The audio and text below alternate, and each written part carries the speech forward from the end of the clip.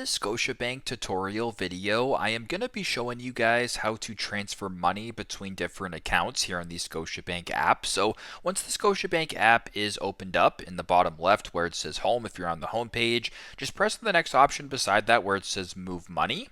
Once you're on the Move Money page right here, the second option down under Payments and Transfers is Transfer Between Accounts, Pay Your Credit Card or Transfer Funds. Go ahead and select that.